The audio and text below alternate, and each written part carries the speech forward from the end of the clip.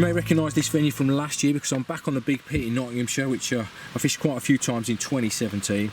Now, I've left this one really late this year because I've been changing job with Carp Talk, and obviously we've been putting my house up for sale and stuff. I've tended to sort of stay local to the Yorkshire area, but we're now in the second week of August, and based on last year's fishing on the lake, it did fish quite well in August through to the end of September, so I'm hoping that I can sort of make up for the time away, because although the big girls have all been out, the lake is fishing quite well. There's one or two fish being caught only a couple of 3 days ago, and the area that you're looking at now, which is known as Sailing Club Bay, there's actually a few fish in here now, so fingers crossed we might see some action over the next 2 or 3 days that I'm down here. Now, I've never fished this particular swim before, and last year when I was on the lake, the fish didn't tend to get in here too much. They did get in here from every now and again, but this year, from speaking to the locals, they really are getting in here quite a bit. And you know, this afternoon, I've seen probably 20 or 30 fish in and out of this bay, so you know, fingers crossed something might happen, including 1 or 2 chunks as well. I didn't see any of the big girls, but I certainly saw some fishing to 30 pounds. So what you can see at the moment is I've only got 2 rods out. I've decided not to put too many lines out and spook the fish out of the area. I've just got 2 rods which are not necessarily tight to the far margin, but just off the slope where it's probably 4 or 5 foot deep. It drops from only a couple of feet deep down to sort of 9, 10 feet in places, but the fish are just down the slope. I've been watching them quite a lot today. I've been up the trees and sort of watching them milling around, and I've actually lost 1 fish this afternoon as well, which I'm glad to say didn't spook all of the fish out of the area, and it was only a little one as well, but you know, I could have done without losing that fish. But I am still optimistic that tonight something's going to happen, so we'll see. We're about 8 o'clock in the evening now. It's really warm. It's probably 26, 27 degrees, and it's due to stay quite warm overnight, so I'm hoping that those temperatures are going to keep the fish in this bay. But you know, I'm set up, I've got the rods out, I'm happy. The next thing to do is just get the kettle on and get my head down, because I'm absolutely knackered from walking around the lake as much as I've done today. So I'll see you in the morning, hopefully with a fish in my hands. If you watch a lot of my videos, you'll see that I'm a massive fan of tight lining. As a result of using it quite a lot, I get quite a few messages from guys asking me if I ever use back leads or if ever I slack line. And the answer is, of course I do. I use all of the methods when I feel the need arises. What you can see now is the perfect example of when I want to keep my lines out of harm's way. I'm fishing in a really enclosed bay. It's got gin clear water and it's not particularly deep. The maximum depth is around about 6 foot. So if I fish with a tight line straight across to that far margin, or even halfway across that bay, it's going to be very obvious to the fish, and it's probably going to stop them from coming in here. To keep that line pinned down then, I've got back leads fished just underneath the rod tips. I've then got the line semi-tight to the reels. I've got fairly light indicators set just to take the slack out of the line. I've set these in a way so there's still a little bit of give in the line if a fish should swim towards me, so I'm still going to get some indication from a drop back. Right, the only thing that happened last night was I had a really good night's sleep, because I didn't have a bleep on any of the rods and I didn't hear any fish in the bay either, so I think it's safe to say that the fish that were in this bay have either moved out or moved into deeper water, because I've just climbed the tree around the corner from where I'm sat now and had a look down on the spots, and there's not a sign of any fish anywhere around. So I need to make the decision on what I'm going to do. Now, a lot of lads that fish these big waters, they tend to sort of find a swim and put some bait out and stay there for the duration of the trip, but I'm down here for 4 days and I can't really do that. It's just not in my nature to do it. I like to work for my fish and go looking for them. So what I'm going to do today is, although it's already quite warm at the moment, as soon as I finish this little bit of video, I'm going to stick my shorts and trainers on and go for a run, because I do a lot of running, do a lot of marathon running and stuff, so I like to get my run out of the way quite early, and today I've got to do 10 miles. So once I've done that, I'm then going to sort of pack all my gear away and then have a little look around the lake and see if I can find some fish, because I think I need to get out of this bay and go and check out a few different areas, because last year, certainly doing the overnighters, it tended to work for me, fishing on different swims, and you know, I think sitting in the one swim waiting for them isn't the sort of best approach on this lake. So that's the plan. So we'll see where we get to in an hour or so once I've drunk this cup of tea and got me running out of the way.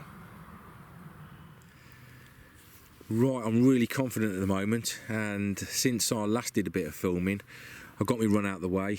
I then got everything packed away, and then had a really slow drive around the lake looking in a few spots to see if I could find any fish.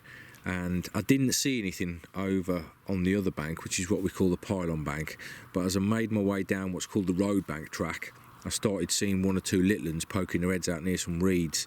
Now the lake has been stocked this year with quite a few little stockies of around about 8 or 9 pounds, and I sort of got the rods out, had a little bit of a fish for them, but after about an hour or so all I was seeing was really small fish. So something in the back of my mind was telling me to sort of come down this end of the lake, which is called the main bowl end, and see if we can find some fish. Now I knew there weren't many anglers down this end either.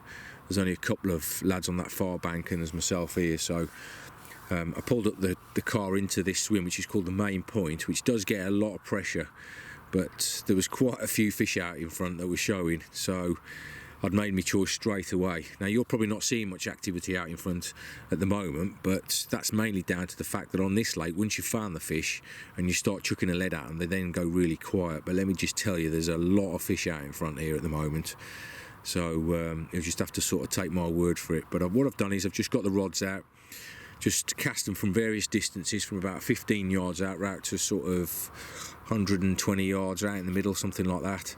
And they've all gone on different setups. One's gone on a single hook bait, one with a bag, one with a stringer, and then one over a light scattering of bait. You know, I've not put too much bait out at the moment. I don't want to disturb the fish any more than I have to by putting the rods out, but I can tell you that I am absolutely brimming with confidence, so hopefully within the next hour or so we might see a fish on the bank.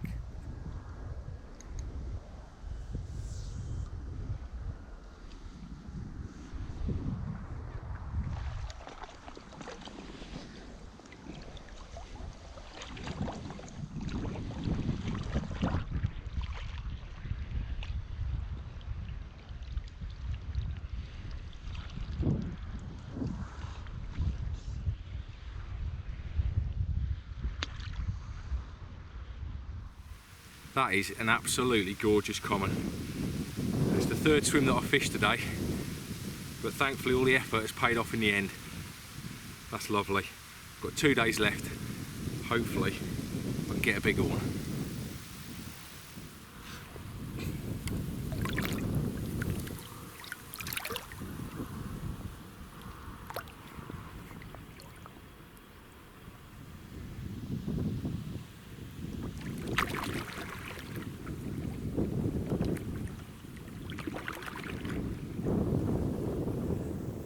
Right, we're about a week on since I did that last bit of filming, and I've been here a day and a half, and already I'm in my third different swim, so that sort of gives you an idea what these fish are doing to me at the moment, because they're driving me a bit potty. Now, I started off fishing about halfway up the lake, near to where that second pylon is, just off one of the points there. There was quite a few fish showing in that area, but by the morning I just had one tiny little common to show for my efforts, and by then the conditions had changed massively. The wind was blowing right down the lake, really strong southerly, up towards that top end as you look at it now, and it was a really coloured up area of water up there, which I half expected there to be loads of fish there, but there was just nothing showing. And surprisingly, when I finished my circuit of the lake, I got back round to this area, which is the main bowl end, and there were fish showing straight out in front of here, right on the back of the wind. So when people turn round to you and say that on these big waters the fish are always on the end of the wind, it's definitely not the case on this place. So get to know your water. That's a massive starting point for you, because here there seems to be at least 3 or 4 different shoals of fish, and there's almost always a group of fish that's in this main bowl area. So what I did yesterday is I set up on the main point where I fished last week, which was certainly reachable to where the fish were showing, and almost instantly I was into a fish, a really strong fighting fish, which, looking at my head cam footage, it fought for over 17 minutes. So, you know, it wasn't surprising that when I got it in the net eventually, my arms were aching an awful lot. But it was a lovely mid-20 common, really pleased to get that one in. But by the morning nothing else had happened at all on the rods, even though there was fish showing there in the evening. But in the morning there was nothing showing in front of me, so had a good look round again, and straight opposite me, which is where we are now, there was fish showing within casting distance of here. So that's why I've moved round here, and they're only sort of showing 80 yards out, but they're showing round to the left and round to the right, and luckily there's nobody set up around me, so I've got the rods really well spread out at the moment.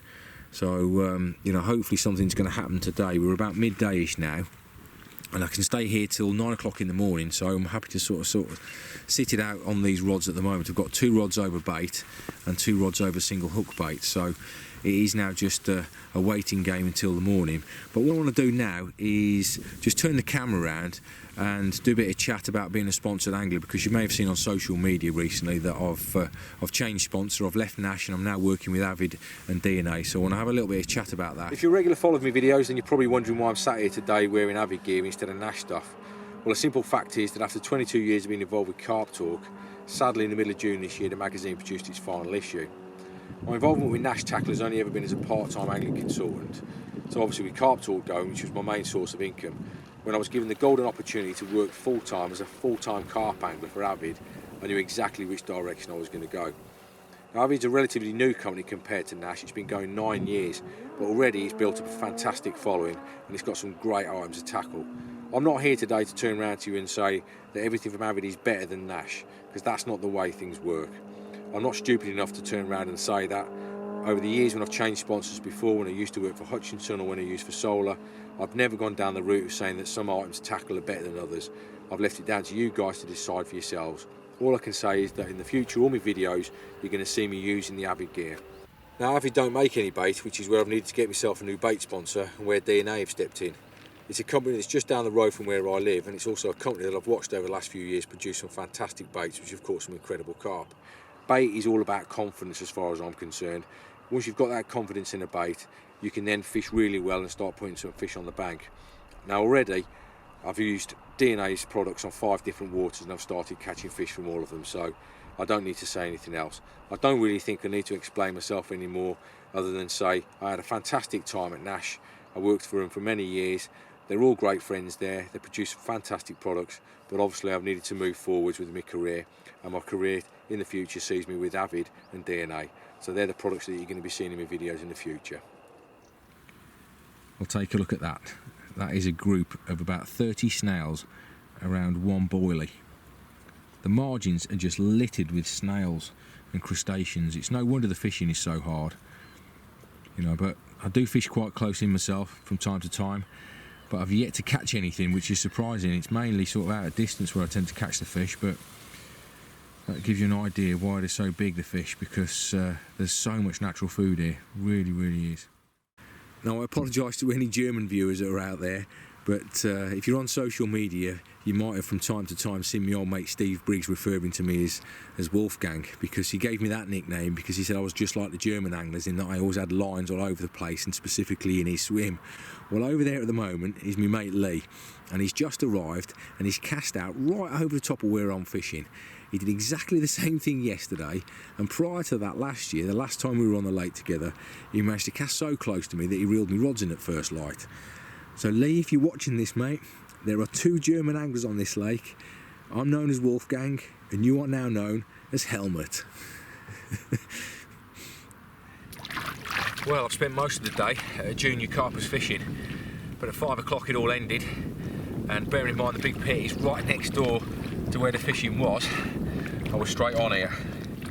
And after an hour or so of driving around the lake, the exhaust scraping on the dirt track, I managed to find some fish. And as soon as I got the rods out, I was into one. What a cracker. Lovely to be back on here. Just be nice to get hold of one of those big girls.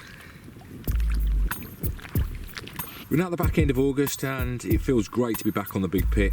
There's something really special about big waters. Not only are they challenging, but they're also very addictive. Although I've yet to get amongst any of the real big uns, I feel as though I'm steadily getting back into the fishing on here, as I've had a couple of good trips this month. The aim is to get these video blogs done every month from now on, so join me in a few weeks' time when hopefully I'll have some more footage to show you from a carping diary.